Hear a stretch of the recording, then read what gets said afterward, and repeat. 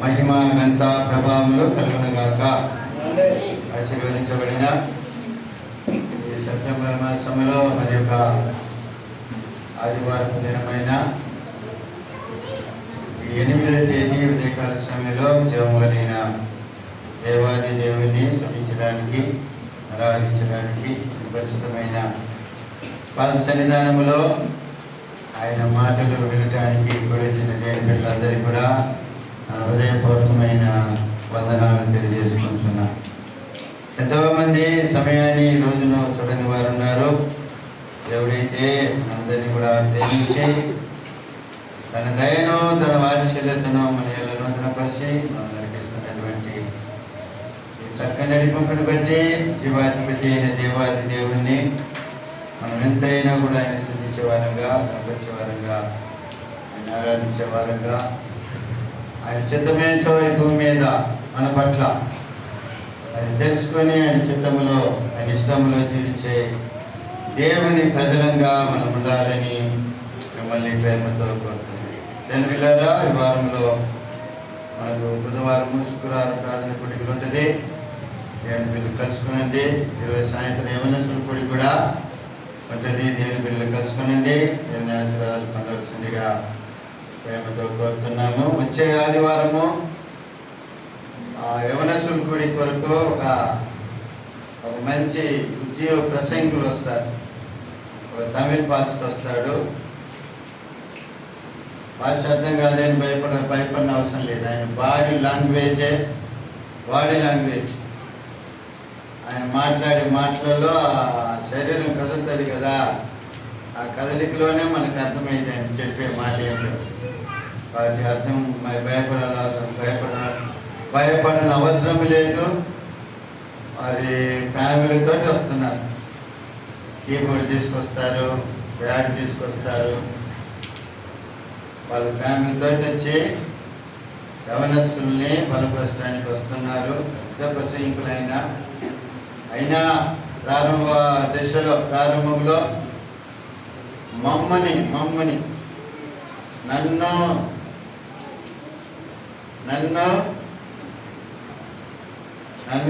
అర్థం చేసుకొని చెవిగలవారు మమ్మల్ని బలపరిచిన సహోదరుడు ఆల్రెడీ ఒక్కసారి మన సంఘ సమావేశానికి వచ్చాడు. ఆయన మంచి ప్రసంగం చేసిపోయాడు. వార్షిక సందర్భంగా 4 గంటలకే యవనస్తులు రమ్మని చెప్పి వాళ్ళు కొంచెం పార్టీ చేసిపోయి వాళ్ళు కొన్ని కార్యాలు, దేవునికి సంబంధించిన కొన్ని కార్యాలు అక్కడ కొంచెం పార్కులో కొంచెం కార్యాలు నేర్పించి తర్వాత చర్చిలోకి తీసుకొచ్చి వాళ్ళు బాగా ఎంకరేజ్ చేస్తామని చెప్పాడు. అవంతా ఇప్పుడు వదిలేయా, ఫస్ట్లో మీరు చర్చికి రండి, చర్చిలో వాళ్ళు 7 గంటలకు వస్తారు. 7 గంటలకు వస్తే వాళ్ళు ఫస్ట్ బలపరిచిన తర్వాత కావాలని పార్కు తీసుకోవడము. ఇది ప్రారంభ దశ. 4-5 గవర్లు ఉండాలంటే కష్టమని చెప్పి చెప్పడం జరిగింది. కాబట్టి తెలిపిల్లారా, మరి వచ్చే ఆదివారం ఒక మంచి షాపులు వస్తుండ్రు. మీరు మీ పిల్లల్ని పంపించండి, అదే ఆశీర్వాదం చేయండి. ఇంకొక మాట దేని పిల్లారా, మరి యవ్వన యూత్కి మరి మీ అనుభవాలు, వాక్యాలు చెప్పగలిగిన వాళ్ళు ఎవరైనా కూడా ప్రేమతో ఆహ్వానిస్తున్నారు చెప్పడానికి. పోయిన వారంలో పెద్దలు సాంసన్ వాక్యం చెప్పారు. 4 గంటలకు చెప్పిండు. నాకు నేను చెప్తాను రాయాను. నేను వస్తున్నానంటే ఏదో వస్తుంటాడు, చూసేదానికి వస్తున్నాడు అని అనుకున్నాను. అయితే వాక్యం చెప్పడానికి వస్తున్నాను. సరే చెప్పమని చెప్పిన. బాగానే చెప్పాడు. యవన పిల్లలకు పెద్ద అనుభవం ఏమో అసలు మన అనుభవమే కాదు. యవన పిల్లలు చెప్పడానికి ఎవరైనా చెప్పచ్చు, ఏం పర్లేదు. పెద్దలు చెప్పచ్చు అనుభవం. మీ అనుభవంలో చెప్పే చిన్నపిల్లలకి మరి మీ అనుభవాలు కొన్ని పంచుకోవచ్చు.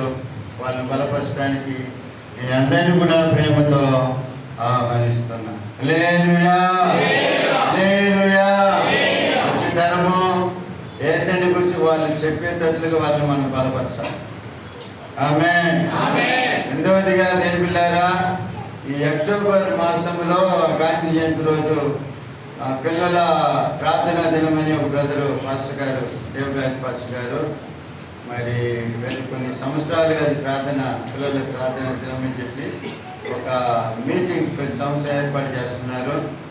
అది ప్రతి సంవత్సరం జరుగుతుంది. ఈ సంవత్సరము మన పిల్లలు కూడా రమ్మని ప్రేమతో మరి చదవడమని కోరాను. మీ పేర్లు ఏమని చెప్పాను. ఇంచుమించు 35 మంది పేర్లు ఇచ్చారు. ఇంకెవరైనా ఉన్నట్లయితే చెప్పండి. మీ పేర్లు కూడా అక్కడ రిజిస్ట్రేషన్ చేయడానికి మరి ఇవ్వబడుతుంది. 18 వయసు వరకు ఉన్న పిల్లలకి 50 రూపాయలు రిజిస్ట్రేషన్ ఫీజు.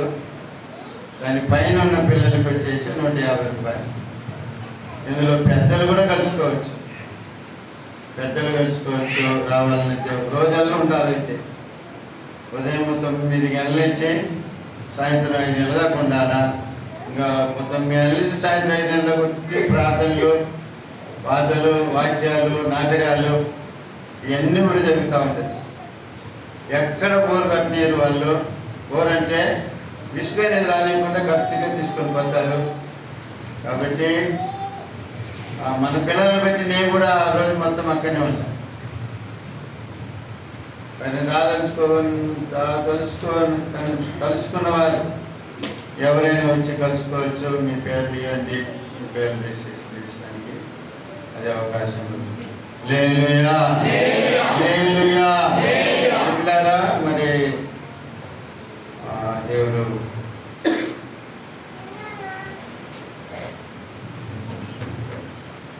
అలానే మరి వారంలో జరిగే ప్రతి ప్రార్థన కొరకు, కోడికల కొరకు ప్రార్థన చేయండి. మరి అనారోగ్య స్థితిలో ఉన్నటువంటి వారి కొరకు ప్రార్థన చేయండి. ఆ దేవుడు వారందరినీ కూడా స్వచ్ఛపరచును గాక. దేవుడి వాక్యాన్ని చదువుకున్న పరిశుద్ధంలో నుంచి మత్తయి సువార్త 28వ వాక్యం.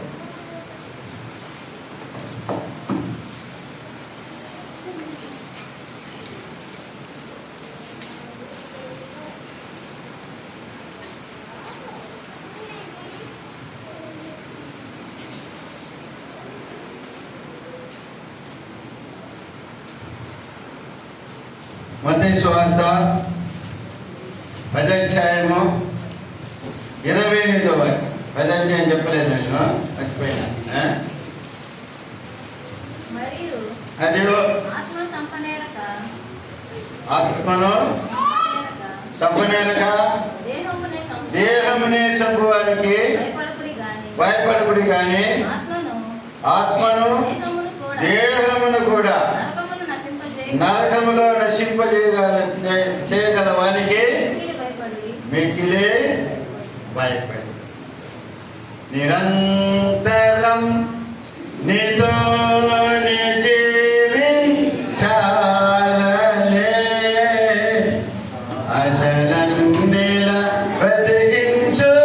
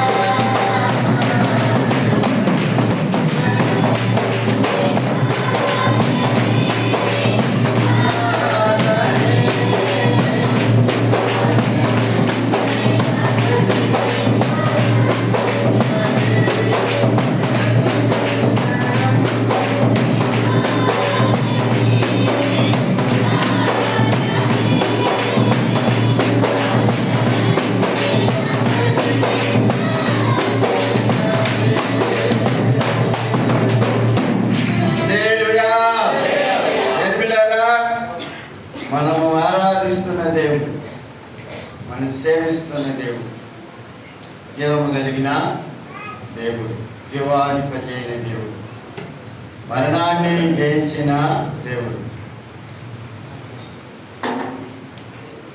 మరణమా నీ ముల్లెక్కడా అని మన చేతనే, అనగా అపోస్తలుడైన పౌలు చేతనే పలికించిన దేవుడు. మరణపు భీతిని తొలగించిన దేవుడు. మరణం అంటే భయపడేవారు ఎవరంటే, సరైన రీతిలో యేసయ్యని అర్థం చేసుకొనని వారు మరణం అంటే భయపడతారు. సరైన రీతిలో ప్రభువుని అర్థం చేసుకున్న వారు మరణాన్ని చూసి భయపడతారు. మరణమా నీ ముల్లెక్కడా అని చెప్పి మన చేతనే పలికించిన దేవుడు మన దేవుడు, మనం సేవిస్తున్న దేవుడు. ఆయన జీవము కలిగిన దేవుడు. ప్రపంచములు ఆయన ద్వారా సృష్టించబడినవి. ఆయన లేకుండా ఏది కూడా సృష్టించబడలేదని వాక్యము తెలియపరుస్తుంది. ఈ లోకములో 33.5 సంవత్సరాలు సశరీరుడిగా జీవించిన దేవుడు, మనిషి కుమారుడిగా జీవించిన దేవుడు, సంపూర్ణమైన మనుషుడుగా ఈ లోకములో జీవించిన దేవుడు, ఏకైక దేవుడు యేసయ్య మాత్రమే. ఆయన ఈ లోకములో దేవుళ్ళారా, ఆయన పరిచర్య 3.5 సంవత్సరాలు. ఈ 3.5 సంవత్సరాలు అనేక ప్రాంతాలు సంచరించి ఆయన రాజ్య స్వార్థను ఆయనే బోధించినట్లుగా, ప్రకటించినట్లుగా దేవుని వాక్యంలో మనం చూడగలుగుతున్నాం. కాలినడక, పడవ ప్రయాణము, గాడిదల మీద ప్రయాణం చేసి ఆయన రాజ్య సువార్తను ఆయన ప్రకటించినట్లుగా దేవుని వాక్యంలో మనం చూడగలుగుతాం. ఆయన ఎక్కడున్నాడో తెలుసుకొని ఆయన బోధ వినటానికి అనేక వేల కొలది సమూహము ఆయన వెంబడించేవారు. ఆయన ఎదుకు వచ్చే వారిని చూసి అనేకమైన విషయాలు ఆయన ఎద్దకు వచ్చిన వారికి ఆయన బోధించినట్లుగా దేవుని వాక్యంలో మనం చూడగలుగుతాం. హల్లెలూయా, హల్లెలూయా. అందులో ఒక మాట ఏమిటంటే, ఇప్పుడు మనం చదువుకున్నటువంటి ఒక మాట ఏంటిది? ఆత్మను చంపనేరక దేహమునే చంపువారికి భయపడకుడి కానీ ఆత్మను దేహమును కూడా నరకంలో నశింప చేయగల వారికి మిక్కిలి భయపడమని. హల్లెలూయా. అంటే ఆత్మను చంపనేరక దేహమునే చంపవానికి మీరు భయపడగాకండి. అంటే మనుషులు చంపేది ఏంటంటే దేహాన్ని చంపుతారు. హల్లెలూయా. దేహంలో ఏముంది? రక్తం ఉంది. ఈ రక్తం పోతే దేహంలోని చేయబోతే ప్రాణం పోతే. అయితే ఆత్మ అనేది అతడు చంపలేడు మనుషుడు. అయితే ఆత్మను దేహమును చంపగలిగిన శక్తి ఎవరి దగ్గర ఉన్నదంటే యేసయ్య దగ్గర ఉంది. హల్లెలూయా. అటువంటి దేవునికే భయపడుడి కానీ మనుషులకు భయపడగాకండి అని యేసయ్య తన నోరు తెరిచి చెప్పిన మాటలో మనం గమనించగలుగుతున్నాం. హల్లెలూయా. దేవుని ప్రజలైన మనము, దేవుని బిడ్డలమైన మనము, దేవుని బిడ్డలారా, మనుషులకు భయపడన అవసరం లేదు. వాళ్ళ బెదిరింపులకు భయపడన అవసరం లేదు.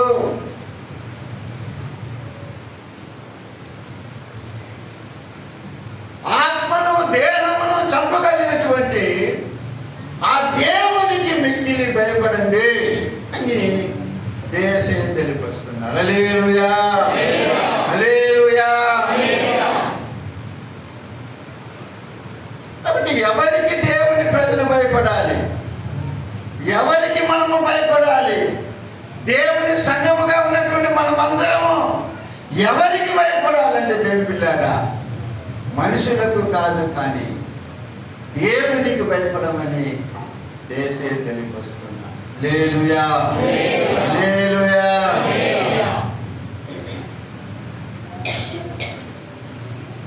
ఈరోజు మనకు కరెంట్ ఇచ్చిన, ఆ కరెంటు తీసిచ్చిన గోపి పెళ్ళి పక్కా విగ్రహారాధికి పెళ్ళి పత్రిక సగది వచనం ఇచ్చింది.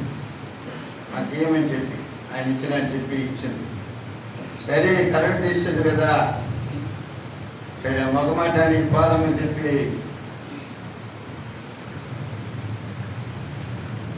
పోయినా.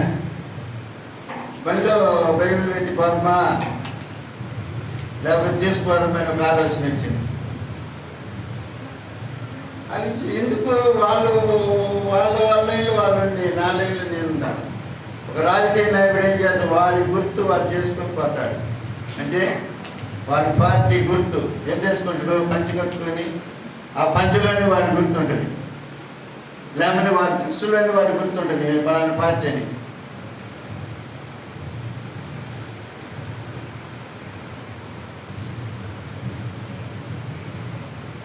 ఇంకా ఒక కేటరింగ్ చేసే వ్యక్తి వాడి డ్రెస్సులోనే గుర్తుపడ్డది, నేను ఫలాని పని వేసేవాడిని. పోలీసు వాడు వచ్చిండు, వాడు ఆ డ్రెస్సులోనే వచ్చింది, నేను పోలీసు నేను గుర్తుపెట్టి. అప్పుడు నేను ఒక సేవకుడిని, నేనేం తీసుకోవాలా? ఈ బైబిల్ తీసుకోవాలి. అప్పుడు నేను ఒక పాస్టర్ నేను గుర్తింపు. ఎందుకంటే ఇలాంటి వైట్ అండ్ వైట్ డ్రెస్సెస్ ఎవరు వేసుకుంటారు? కార్ డ్రైవర్లు కూడా వేసుకుంటారు, రాజకీయ నాయకులు కూడా వేసుకుంటారు. అప్పుడు నాకు ఒక గుర్తింపు కావాలి, నేను ఎవరు? జీవము కలిగి దేవుని సేవకుని. అప్పుడు నేను పరిశుద్ధ గ్రంథం పట్టుకోకపోతే నా దేవునికి ఘనత విగ్రహారాధకుల మధ్యలో నేను సిగ్గుపడాలా? పెట్టుకొని చక్కలు పెట్టుకుని పోయినా, ఎత్త పెట్టుకుని పోయినా. పొరపాటు క్రైస్తవుడు లేదు. ఈరోజు పరిస్థితి తగ్గించాలి చెప్తున్నా. ఒక క్రైస్తవుడు ఎదుగుతామంటే పాత చూసినప్పుడు అక్కడ గడపలే పోయినా ఒక 500 కానుక పెట్టి కవర్లో, మన చర్చి కవర్లో కానుక పెట్టి స్టేజ్ లేకపోయి క్యూలో నిలబడి, నేను ఎప్పుడు క్యూలో నిలబడినా పెళ్ళి కోట లేకుండా కూడా పర్లేదు, నేను కొట్టా మన గుర్తింపు ఉండాలి. అందుకు పోయి నీళ్ళు నిలబడి, అది జనం కూడా లేదులే, ఒక 2-3 నిలబడి వాళ్ళు అయిపోయిన తర్వాత చూసిండు వంగయ్య అన్నాడు, పిలిచిండు, పోయింది పక్కన నిలబడి కవరించి ఓ బోట పెట్టి వాళ్ళిద్దరు పేరు తెచ్చి మీరు చేతులు పెట్టి చిన్న ప్రేయర్ చేసేసిన. హల్లెలూయా, హల్లెలూయా. ఎక్కడికి పోయినా దేవుని బిడ్డలమన్న గుర్తింపు మనకుండా అండి. సంఘంలో మాత్రం కాదు, కానీ నేను యేసయ్య బిడ్డని చెప్పి ఏ స్థలానికి పోయినా కూడా ఆ స్థలంలో యేసయ్యను మనం చూపించగలిగిన ఆ గుర్తింపు అక్కడ కనపడేటట్టుగా మనం చూపించాలి. ఆమేన్, హల్లెలూయా. అది దేవునికి భయపడే బిడ్డల యొక్క లక్షణం అని దేవుని వాక్యం బోధిస్తుంది. నా అంశం ఏంటంటే దేవునికి భయపడే వారి లక్షణాలు ఎలా ఉంటుంది అది చెప్తామని మీ ముందు నిలబడి వాక్య భాగానికి ముందుగా మీ ముందు వచ్చిన దేవునికి భయపడే వారి లక్షణాలు ఏం చేస్తారు? వాళ్ళు మనుషులకు భయపడుతుంటా, దేవునికి భయపడుతుంటా? దేవునికి ఏం చేస్తారు వాళ్ళు అన్న సంగతిని కొన్ని విషయాలు మీకు ముందుంచి నా వాక్య భాగాన్ని బోధించాలని నేను ఆశిస్తున్నాను. చూడండి, పరిశుద్ధ గ్రంథంలో నిర్గమకాండము 1వ అధ్యాయము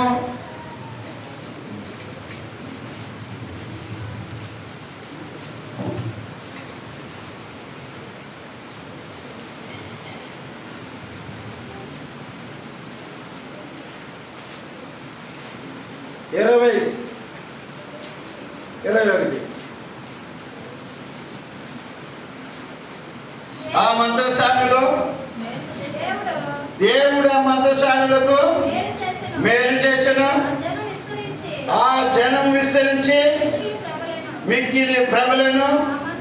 ఆ మంత్రసానులు దేవునికి భయపడి నందున దేవునికి భయపడినందున ఆయన వారికి వంశాభివృద్ధి కలిగి చేసెను. హల్లెలూయా, హల్లెలూయా. దేవుని మంత్రసానుల గురించి ఇక్కడ రాయబడింది. మంత్రసానులు ఏం చేశారు? దేవునికి మాత్రం భయపడ్డారంట. మరి ఎవరికి భయపడలేదంటే వాళ్ళు ఫరో రాజుకు భయపడలేదంట. ఇశ్రాయేలు ప్రజలందరూ కూడా ఫరో ఆజ్ఞలకు భయపడుతుంటే, ఫరో చట్టానికి భయపడుతుంటే, ఫరో యొక్క సైన్యానికి భయపడుతుంటే, ఫరో యొక్క అధికారులకు భయపడుతుంటే, మంత్రసానులు మాత్రము దేవునికి భయపడినారు. ప్రియులారా, ఫరోకు భయపడకుండా, ఫరో ఆజ్ఞను ధిక్కరించి, ఫరో మాటకు లోబడకుండా దేవునికి భయపడి దేవుడు చెప్పినట్లుగా వాళ్ళు చేశారు. ఫరో చెప్పినట్లుగా చేయలేదు. హల్లెలూయా. అయితే ఫరో ఏం చెప్పాడు? ఇశ్రాయేలీయుల స్త్రీలు ప్రసవకాలం వచ్చినప్పుడు ఆ మంత్రసానులు వాళ్ళు పోయి ఆ ఇశ్రాయేలీయుల స్త్రీలకి ఆ ప్రసవం చూసే వాళ్ళ మంత్రసాను. అప్పుడు ఫరో వాళ్ళకు ఒక ఆజ్ఞ ఇస్తాడు. ఏమనంటే, వాళ్ళు కాన్పి పీటకు మీరు పోయినప్పుడు, వాళ్ళకు కాన్పి జరిగినప్పుడు మగపిల్లోళ్ళు కానీ అయితే వాళ్ళని అక్కడనే చంపేసి, ఆడపిల్లలు కానీ కొడితే వాళ్ళను బతకనివ్వండి చెప్పి ఈ మంత్రసానులకు ఆజ్ఞ ఇస్తారు. అయితే వాళ్ళు ఏం చేస్తున్నట్టు దేవులారా, దేవునికి భయపడి వాళ్ళు ఆ పని చేయలేదు. ప్రియులారా, హల్లెలూయా, హల్లెలూయా. ఈ సంగతి తెలుసుకున్నటువంటి ఈ ఫరో వాళ్ళు పిలిపించి, నేను చెప్పింది ఏంది, మీరు చెప్పేది ఏంటి, మీరు చేసింది ఏంటి అని చెప్పి ఆ మంత్రసానులు అడిగినప్పుడు దేవులారా, మంత్రసానులు తెలివిగా వారితో ఆ రాజుతో మాట్లాడ్డా మనము చూడగలుగుతాం. ఏమంటున్నారు? ఐగుప్తు స్త్రీలు, ఇశ్రాయేలీయుల స్త్రీలు ఐగుప్తీయుల స్త్రీల వంటి వారు కాదు. వాళ్ళు సురుకైన వారు. మేము పోకమునిపే, ఆ కాన్పు పీట దగ్గరికి పోకమునిపే వాళ్ళు ప్రసవిస్తున్నారు. అందువల్ల మేము చంపలేకపోతున్నామని చెప్పి ఒక మాటకి జవాబిచ్చి వాళ్ళు తప్పించుకున్నట్టు మనం చూడగలుగుతున్నాం. హల్లెలూయా, హల్లెలూయా. అంటే దేవుని బిడ్డలారా, రాజాజ్ఞకు లోబడకుండా, కట్టలకు భయపడకుండా, దేవుని బిడ్డలారా దేవునికి భయపడి దేవుని కార్యాలే వాళ్ళు చేసినట్లుగా దేవుని వాక్యములో మనం చూడగలుగుతున్నాం. హల్లెలూయా. ఐగుప్తులో ఉన్నటువంటి ఇశ్రాయేలీయులందరూ కూడా దేవుని బిడ్డలారా ఫరోకు కానీ, ఫరో అధికారులు కానీ, వాళ్ళ సైన్యాన్ని కానీ, వాళ్ళ ఇన్ఛార్జీలు కానీ భయపడుతున్నప్పుడు వీళ్ళు మాత్రం వాళ్ళు ఎవరికి భయపడకుండా దేవుని బిడ్డలారా దేవునికి భయపడి దేవుని చిత్తాన్ని వాళ్ళు అక్కడ చేసినట్లుగా దేవుని వాక్యములో మనం చూడగలుగుతున్నాం. హల్లెలూయా, హల్లెలూయా. అందువల్ల వాళ్ళ యొక్క వంశాన్ని దేవుడు అభివృద్ధి పరిచినట్లుగా మనము చూడగలుగుతున్నాం. దేవుని బిడ్డలారా, హల్లెలూయా, హల్లెలూయా. తొలకరి వర్షపు జల్లులలో నీ ఫలములోనే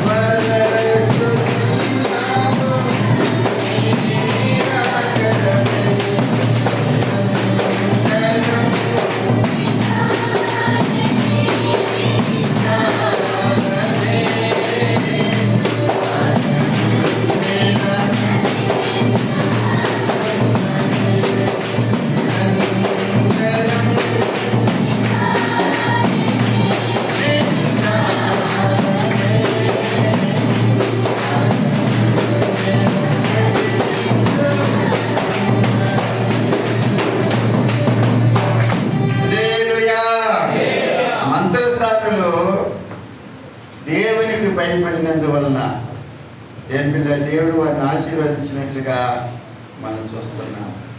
ఐగుప్తు రాజుకు భయపడకుండా దేవుని పిల్లారా మరి మంత్రసాలను దేవునికి భయపడినట్లుగా మనం చూడగలుగుతున్నాం. కాబట్టి దేవుని పిల్లారా దేవుని చిత్తం ఏంటో తెలుసుకొని దేవునికి భయపడి దేవుని ప్రజలంగా మనం ఉన్నప్పుడు మంత్రసాలను ఆశీర్వదించిన దేవుడు నిన్ను కూడా ఆశీర్వదించునుగాక. హల్లెలూయా, హల్లెలూయా. చూడండి, రెండవదిగా దేవుని పిల్లారా మనకు పరిచయమైనటువంటి వాక్య భాగం అబ్రాహాము గురించి దేవుని వాక్యంలో మనం చూడగలుగుతాం. చూడండి, అబ్రాహాము గురించి ఆదికాండం 22వ అధ్యాయము 12వ వాక్యాన్ని మనం చూసినట్లయితే దేవుని పిల్లారా 12వ వాక్యం, అప్పుడు ఆయన ఆ చిన్నవాని మీద చేయవేయకము, అతనేమి చేయకము, నీకు ఒక్కడై ఉన్న నీ కుమారుణ్ణి నాకీయ వెనుకదేయలేదు కనుక నీవు దేవునికి భయపడువాడు అని ఇందువల్ల నాకు కనపడుచున్నది అనెను. హల్లెలూయా, హల్లెలూయా. వాక్య భాగం మనందరికీ పరిచయమైనటువంటి వాక్య భాగమే. దేవుని పిల్లారా ఏకైక కుమారుడైన ఇస్సాకును బలిర్పించడానికి దేవుడు అబ్రహాముకు ఆజ్ఞాపిస్తాడు. నేను చూపించే పర్వతానికి వెళ్ళు, ఆ పర్వతం మీదకి ఎక్కు, అక్కడ ఒక బలిపీఠం కట్టు, ఆ బలిపీఠం మీద నువ్వు ఎక్కువగా ప్రేమిస్తున్నా నీ ఏకైక కుమారుడైన ఇస్సాకును తీసుకొచ్చి నాకు బలి అర్పించమని దేవుడు అబ్రహాముతో చెప్తాడు. అబ్రహాం ఏం చేస్తున్నాడు? తన ఇంట్లో ఉన్న వారికి ఎవరికి చెప్పకుండా తన కుమారుని తీసుకొని 3 దినములు ప్రయాణమంతా దూరము ప్రయాణం చేసి ఆ మోరియా పర్వతానికి ఎక్కి ఆ పర్వతం మీద బలిపీఠం కట్టి ఆ బలిపీఠం మీద దేవుని పిల్లారా ఏం చేస్తాడు? తన కుమారుని కట్టెలు వేసి తన కుమారుని కాలు చేతులు కట్టి ఆ బలిపీఠం మీద పరిణపెట్టి పైకి కత్తి ఎత్తుట మనం చూడగలుగుతున్నాం. హల్లెలూయా, హల్లెలూయా. నరకబోతుండు, ఆ గొంతు కొయ్యబోతుండు. ఆ సందర్భంలో దేవుని స్వరము అబ్రహాముకు వినబడుతుంది. అబ్రహాం వినబడి ఏమంటున్నాడు? దేవుడు ఏమంటున్నాడు? నీవు ఆ చిన్నవాని మీద చెయ్యి వేయగాకు, అతనేమి చేయగాకు, నీకు ఒక్కడే ఉన్న నీ కుమారుని తగ్గడానికి నువ్వు వెలుగుదీయలేదు కాబట్టి, వెలుగుదీయలేదు కనుక నీవు దేవునికి భయపడువాడవని నాకు అర్థమైంది అని చెప్పి దేవుడు అంటున్నాడు. హల్లెలూయా. అంటే దేవునికి భయపడే వ్యక్తి తనకిష్టమైనది ఏదో దేవునికి అర్పిస్తాడు. ఆమేన్, హల్లెలూయా. ఎవరికి ఇష్టమైంది? ఎవరికి ఇష్టమైంది? అబ్రహాముకి ఇష్టమైనది ఏంటి? ఒకే ఒక కుమారుడు అంటే ప్రియము, ఒకే ఒక కుమారుడు ఇస్సాకు అంటే ప్రాణము.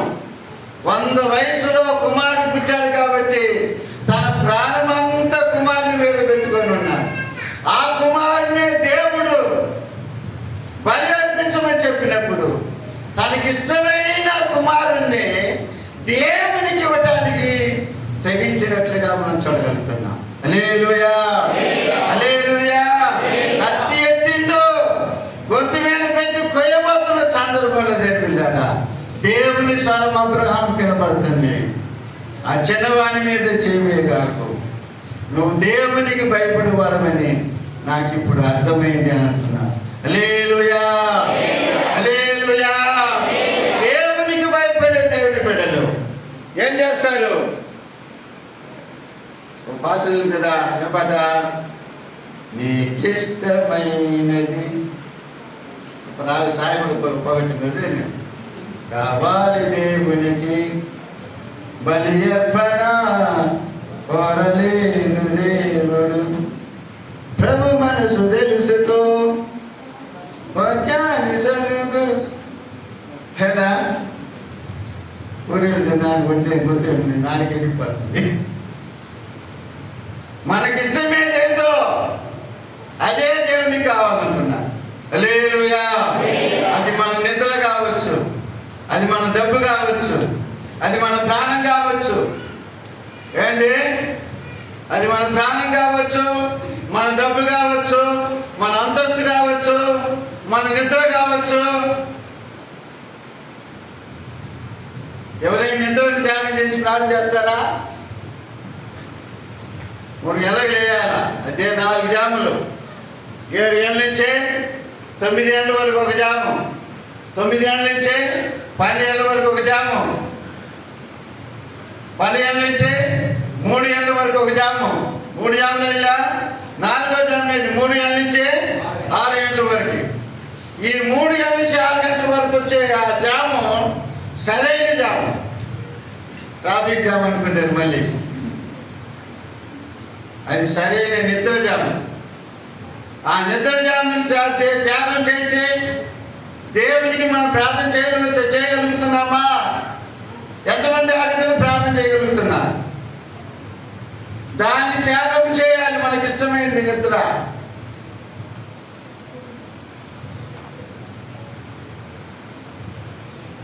మన డబ్బు అంటే మనకిష్టము, మన ప్రాణం అంటే మనకిష్టం. మనకేది ఇష్టమో అది దేవుడు అడిగినప్పుడు దేవునికి మనం ఇవ్వగలుగుతున్నామా? దేవునికి భయపడే వారు ఇస్తారు. హల్లెలూయా, హల్లెలూయా. అబ్రహాముని ఏకైక కుమారుని అబ్రహాం దగ్గర అడిగినప్పుడు, ఇస్సాకుని అడిగినప్పుడు దేవునికి ఇవ్వటానికి అతడు వెనుదీయలేదు ప్రియులారా. ఆమేన్, హల్లెలూయా, హల్లెలూయా. దేవునికి తన కుమారుణ్ణి అప్పగించినట్లుగా మనం దేవుని వాక్యములో మనము చూడగలుగుతున్నాము. ఆమేన్, హల్లెలూయా. రెండవదిగా దేని పిల్లారా, మొదటిగా దేవునికి భయపడే వాళ్ళు ఏం చేస్తారు?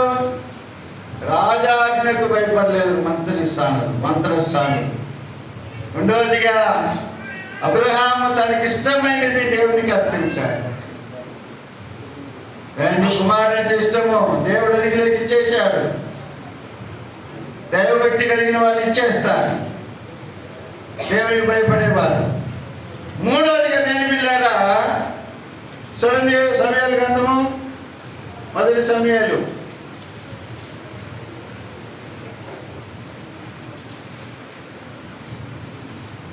12:24 వాక్యం. 24. ఆయన ఎన్ని గొప్ప కార్యాలు చేశాడో అది మీరు తలచుకొని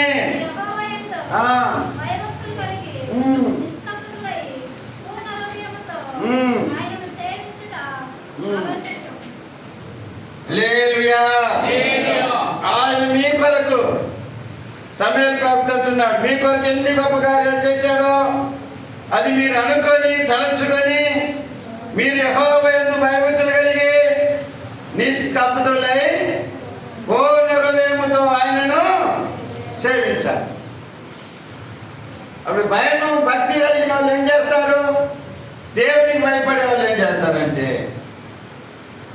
ఆయనను సేవిస్తారు. హల్లెలూయా, ఆయనను సేవిస్తారు. నిష్కపటులై ఆయన సేవిస్తారు. ఎందుకంటే ఆయన ఎన్నో మేలు జీవితంలో మన జీవితంలో చేస్తూ ఉన్నారు. ఆయన లేకపోతే మనం లేము. నాకున్నవన్నీ నీవు ఇచ్చినవే కదా అని నువ్వు భక్తులు పడతాడు. నేనేమైనా ప్రభువా నిన్ను స్తుతిస్తాను, నాకేమన్నా ప్రభువా నీకు అర్పిస్తాను, నేనేమై ఉన్నానో నీ దయ అంటాడు. అప్పుడు దేవులారా దేవుడు మన జీవితంలో ఎన్నో మేలు చేస్తున్నాడు, ఎన్నో ఉపకారాలు చేస్తున్నాడు. కాబట్టి అవన్నీ కూడా అనుకొని తలంచుకొని ఏం చేయాలి? ఆయన నిష్కపటులై పూర్ణ పరిపూర్ణమైన హృదయంతో ఆయన ఏం చేయాలి? మనము సేవించాలి. హల్లెలూయా. ఆయన అవసరం అంటారు, మీరు ఎవరైనా సేవించండి, నేను నా ఇంటి వారు యెహోవానే సేవిస్తాను. హల్లెలూయా. నేను నా ఇంటి వారు యెహోవానే సేవిస్తాను. దేవుణ్ణి సేవించే దేవుని ప్రజలంగా, దేవునికి పరిచయం చేసే దేవుని ప్రజలంగా మనం ఉండాలి. ముందు ఒకసారి చెప్పిన సేవ అంటే ఊరికి నిలబడి వాక్యం చెప్పేది సేవ, వాక్యం చెప్పేది మాత్రం సేవను కండి. సంఘాన్ని శుభ్రం చేసేది కూడా సేవే. గుడికి రానాలని గుడికి రాలేదు ఎందుకు అని అడిగి వాళ్ళకి గుడికి తీసుకొచ్చేది కూడా సేవే. బాగలేని వాళ్ళకి ఆసుపత్రులను దర్శించి వాళ్ళ కొరకు ప్రార్థన చేసేది కూడా సేవే. వీధులు నిలబడి ట్రాక్సులు కరపత్రికలు ఇచ్చేది కూడా సేవే. ప్రార్థన బలముందా ఒకరి కొరకు ఇతరుల కొరకు దేవునిలో ఒక దిక్కు కూర్చొని మోకరించి ప్రార్థన చేసేది కూడా సేవే. మన దేవుడు మనం సమృద్ధిగా దీవించాడా?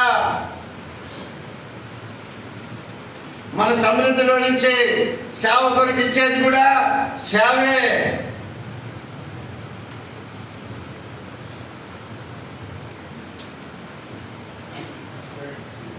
బాత్రూమ్ శుభ్రం లేకపోతే శుభ్రం చేసేది కూడా సేవే.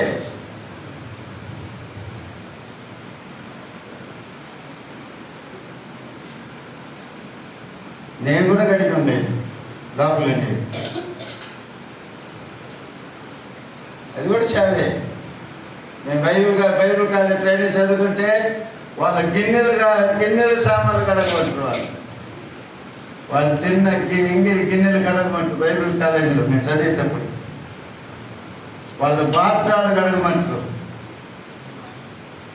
ఎత్తిందే పోయిందే వాక్యాలు అయ్యే నేర్పారు. గిన్నెల సామాన్లు ఊడిచేది, టాయిలెట్ కడిగేది ఆ పని వాళ్ళు నేర్పించేది. రఫ్గా మాట్లాడతారు. ఎందుకంటే మనలో ఉన్న రఫ్పు పోవటానికి.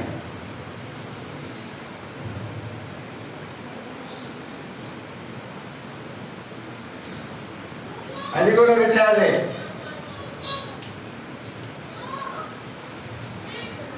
దేవుని సృష్టించడం సేవే, పాటలు పాడటం సేవే.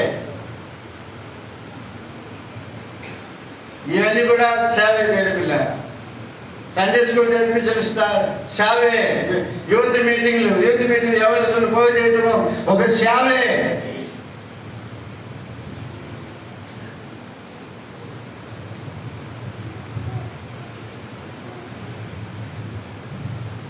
ఒక సేవకుల్ని పోషించడం సేవే. ఒక సేవకుడికి సహాయం చేయటం సేవే.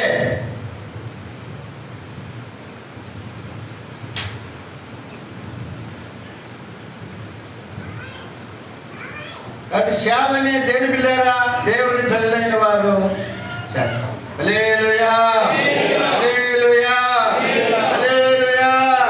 అందుకని దేవుడు మన జీవితంలో చేస్తున్న ప్రతి మేలు బట్టి ఆయన కృతజ్ఞతగా దేని పిల్లలు ఆయన భయం భక్తి కలిగిన వారు పూర్ణ హృదయంతో ఆయన సేవ చేయాలని వాక్యం పోతుంది. అంటే దైవ భక్తి కలిగిన వారు, దేవునికి భయపడే దేవుని ప్రజలు ఏం చేస్తారంటే సేవ చేస్తారని దేవుని వాక్యము మనకు బోధిస్తుంది. ఆమేన్, హల్లెలూయా. యెహోషువ గ్రంథం 24వ అధ్యాయం. యెహోషువ చెప్పింది పెడతాం. 24వ అధ్యాయంలో 24వ వాక్యం చదవండి. అక్కడ ఇశ్రాయేలు ప్రజలకు మాత్రం నందుకు జనులు ఇప్పుడు యెహోషువ మాటను బట్టి వాళ్ళు కూడా ఏమంటుందంటే అందుకు జనులు మన దేవుడైన యెహోవాను సేవించడము, ఆయన మాటే విందుమని యెహోషువతో చెప్పినారు. హల్లెలూయా, హల్లెలూయా. మీరు ఎవరైనా సేవించండి, నాకు అవసరం లేదు. నేను చెప్పేసిన తర్వాత మీ ఇష్టం. నేనైతే నేను నా కుటుంబము యెహోవానే సేవిస్తామని కొన్ని విషయాలు చెప్పుకొని వచ్చినప్పుడు వాళ్ళు ఏమంటుండ్రు, జనాలు ఏమంటుండ్రు, మేము కూడా మన దేవుడైన యెహోవానే సేవించదు, ఆయన మాట ఏ విధమని యెహోషువతో చెప్పినారంట. హల్లెలూయా, హల్లెలూయా, హల్లెలూయా. మేము కూడా వింటామని మరొకసారి కూడా చెప్పటం మనం చూడగలుగుతాం.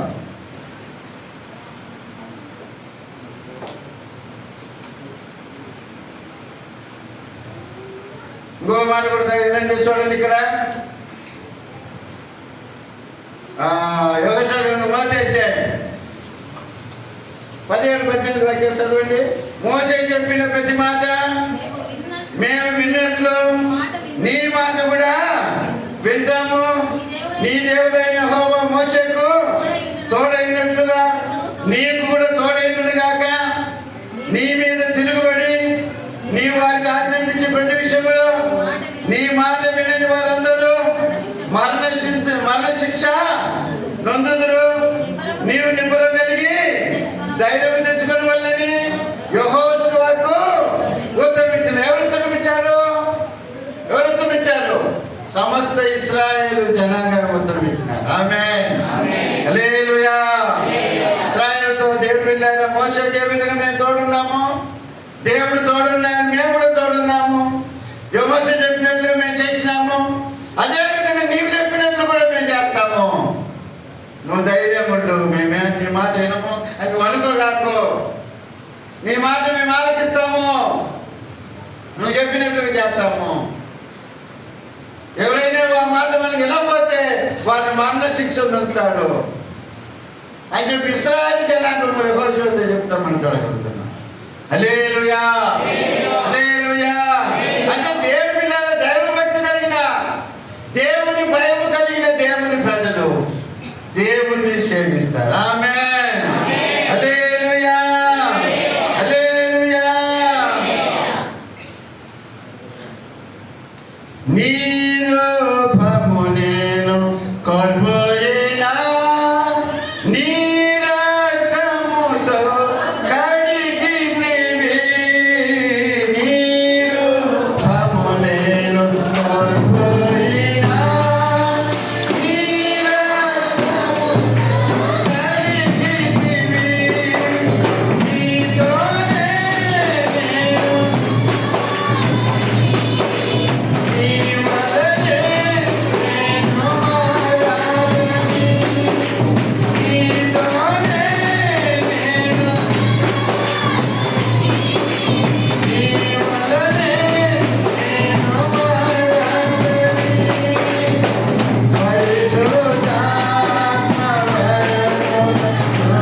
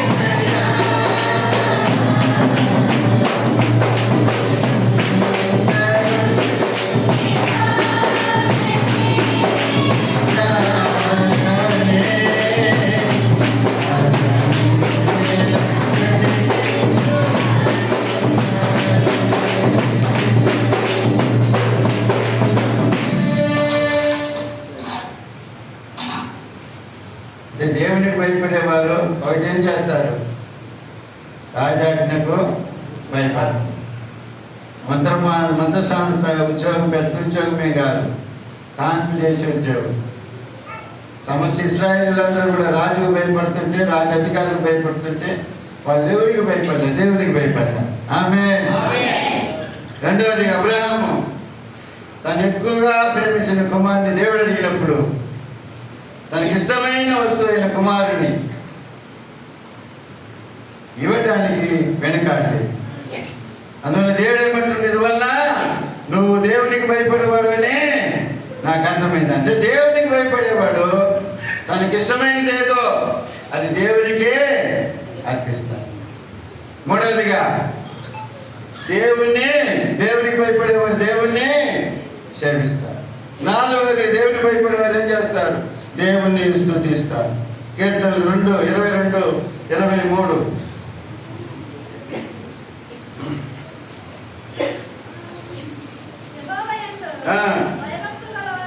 చూడండి, యెహోవా యందు భయభక్తులు గలవారులారా ఆయనను స్తుతించండి. ఆయన యాకోబు వంశస్థులారా మీరందరూ ఆయన్ను కనపరచుడి. ఇశ్రాయేలు వంశస్థులారా మీరందరూ ఆయనకు భయపడండి. చూడండి, అప్పుడు ఆయనకు భయపడేవారు ఏం చేస్తారు? ఆయనను స్తుతిస్తారు. ఆమేన్. వాళ్ళ నోరు తెరిచి హృదయపూర్వకంగా దేని బిడ్డారా దేవుని భయమున్న వాళ్ళు ఏం చేస్తారు? దేవుని స్తుతిస్తారు. ఆమేన్. హల్లెలూయా. ఒక భక్త పాత ఉంది. ఏమని? భీకరుండా మా యెహోవా పీఠమెదుట ఉడరే. అపర్దర్శనకేనా? ఏకమైషా సాగపడిసా వేసని కొని యాడరి. కట్టండి పడేది ఏ కట్టినా తప్పేమని పడుతున్నా? సర్వేశ్వరుని కొని యాడరే. సాయిబుడు కట్టేనా? తెలియదు నాకు, పాత తెలియదు. భీకరుండా మా యెహోవా మట్టితోనే మమ్మునెల్ల మానవులుగా సృజించెను. తర్వాత నాకు తెలియదు. ఆయన ఎటువంటి దేవుడిని సంగతి గుర్తించిన వాళ్ళు ఏం చేస్తారు? ఆయన గుర్తించిన బిడ్డలు ఆయనకు భయపడి ఆయన్ని స్తుతిస్తారు. ఆమేన్. హల్లెలూయా. ఆ పని పిల్లలు కూడా నేర్పిస్తారు. ఆ పని ఆ పిల్లలు కూడా నేర్పిస్తారు. అదేం స్తుతించే పని ఆ పిల్లలు కూడా నేర్పిస్తారు.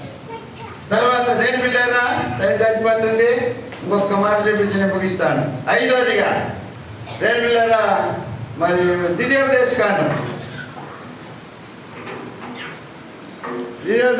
17వ అధ్యాయం 17, 15 కాదు 17, 19, 20, 21, 22 వాక్యాలు చదవండి. అది అతని యొద్ద ఉండవలెను, తన రాజ్యమందు తానును తన కుమారులను ఇశ్రాయేలు మధ్యను దీర్ఘాయుష్మంతుడు మంతులగుటకై తాను తన సహోదరుల మీద గర్వించే ఈ ధర్మమును విడిచిపెట్టి కుడికి కానీ ఎడము కానీ తాను తొలగక ఉండినట్లు తన దేవుడైన యెహోవాకు భయపడి ఈ ధర్మశాస్త్ర వాక్యములన్నిటినీ ఈ కట్టడలను అనుసరించి నడువ నేర్చుకున్నట్టుకు అతడు తాను బతుక దినములన్నిటిను హల్లెలూయా హల్లెలూయా అంటే ఈ జీవితకాలం అంతా కూడా ఈ గ్రంథాన్ని చదవాలంట దేవునికి భయపడి. అప్పుడు దేవునికి భయపడేవారు ఏం చేస్తారు? ఈ గ్రంథాన్ని చదువుతారు. ఉదయాన్నే లేచింది ఎంతమంది చదువుతుంది వాక్యాలు? గుణాల మీద చేయబెట్టుకొని చెప్పండి. ఆయన స్వంతం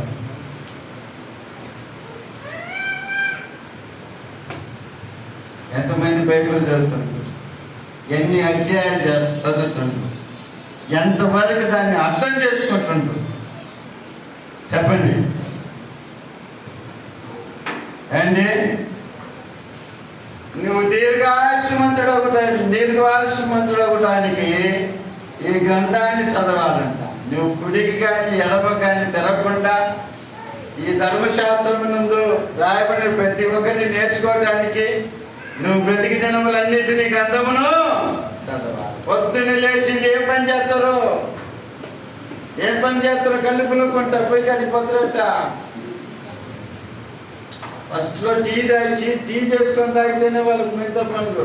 కొంతమందికి ఉదయం లేచింది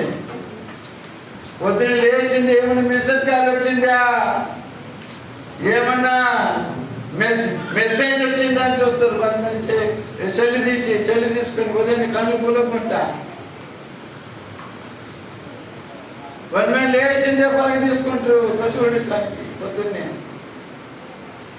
ఉదయం లేచి దేవుడి సమ్మెలో మోకరించి ప్రార్థన చేసుకొని, ఒక ఉదయాన్ని ఒక 4 గంటలకు లేచి ప్రార్థన చేసుకొని, ఆ ఉదయాన్ని దేవుడి సమయంలో తెలిపిలేరా ఆ వాక్యాన్ని సదీసుడు దేవుడు ఆ వాక్యం ద్వారా నీతో మాట్లాడతాడు. హల్లెలూయా, హల్లెలూయా. దేవుడు మాట్లాడే సమయం ఏం తెలిసిన 3 గంటల నుంచి 6 గంటల వరకు. అవాదములతో మాట్లాడటానికి వచ్చిన సమయం ఏ సమయము? ఆ చల్లని సమయం పూట దేవుడు అవాదములతో మాట్లాడటానికి వచ్చాడు. ఏది ఆ సమయము? 3 గంటల నుంచి 6 గంటల లోపల.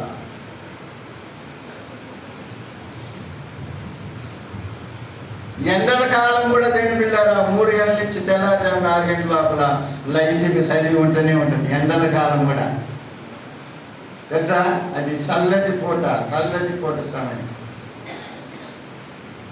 ఆ సమయంలో నువ్వు లేచి ప్రార్థన చేసుకుని బైబిల్ చదివి చూడు, ఆ వాక్యం నీతో మాట్లాడుతుంది. ఆమేన్, హల్లెలూయా. నిన్ను బలపరుస్తుంది, నిన్ను ధైర్యపరుస్తుంది. ఆ రోజంతా ధైర్యంగా నిలబడి కొమ్మేటట్టుగా. కొంతమంది ఎక్సర్సైజ్ చేసి ఎట్టుపోతారు, చూసిన ఇట్టుపోతారు. ఏంటి వాళ్ళు ఎక్సర్సైజ్ పడి తీపియద్దు.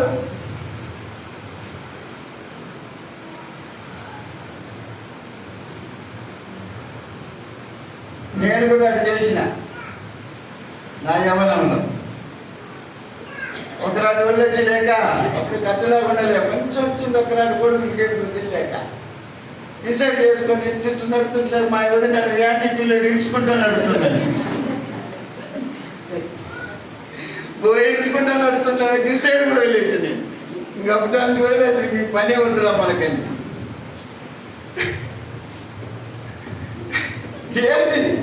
ఏదైతే నీకు ధైర్యం ఇస్తుంది? దేవుని వాక్యాన్ని చదివితే ధైర్యం వస్తుంది. ఆమేన్, హల్లెలూయా, హల్లెలూయా. కాబట్టి దేవుని పిల్లారా, దైవభక్తి కలిగిన వారి లక్షణం ఏంటంటే రాజాజ్ఞకు భయపడలేదు మంత్రసాని. అబ్రహాము దేవుని పిల్లారా తనకిష్టమైన కుమారుణ్ణి దేవునికి ఇవ్వడానికి వెనకాలేదు, ఎందుకంటే దైవ భయం ఉన్నది కాబట్టి. 3వదిగా యెహోషువ దైవ భయం ఉన్నది కాబట్టి నేను దేవుణ్ణే సేవిస్తానన్నాడు.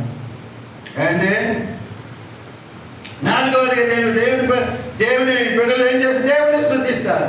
5వదిగా పరిశుద్ధ లేఖనాన్ని చదువుతారు. ఆమేన్, హల్లెలూయా.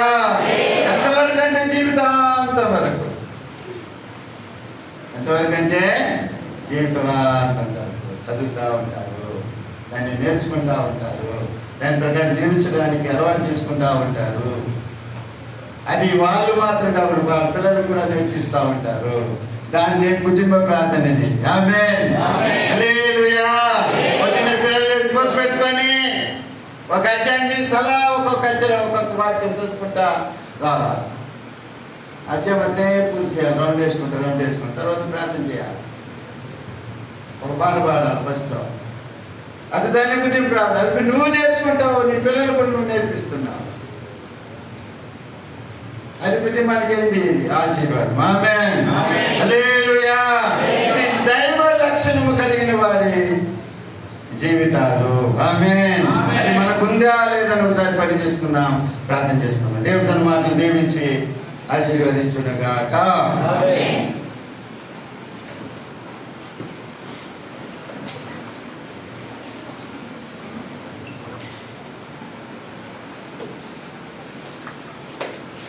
స్తోత్రం, స్తోత్రం, స్తోత్రం, స్తోత్రం. ప్రార్థన చేసుకున్నాం. సమయం పడుతుంది.